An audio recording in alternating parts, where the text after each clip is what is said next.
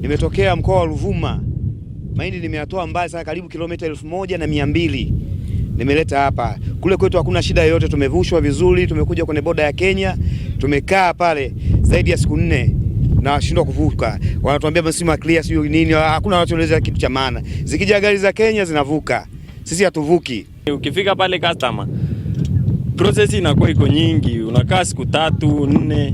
Kila kitu unaambiwa iko tayari, unaambiwa unatoka, ukiuliza nini shida, hamna shida yoyote. Sasa kidogo hao wanafafanua changamoto. Kwa nini ukitoka Tanzania kuja upande wa kuvuka Kenya kunakuwa kuna usumbufu? Chakula sio kama mambo ya hardware, ujenzi ya chakula, lazima binadamu hawezi survive bila chakula. Na chakula inategemewa kubwa duniani ni ugali. Watu bila kula sima hamna kitu inaendelea. Mahindi inasuiliwa. Hatuelewi utaratibu wa serikali unasema nini? Hatukujua. Lakini kulisuiliwa. Tunataka kuuliza serikali, ni nini hiyo inafanya mahindi suiliwe?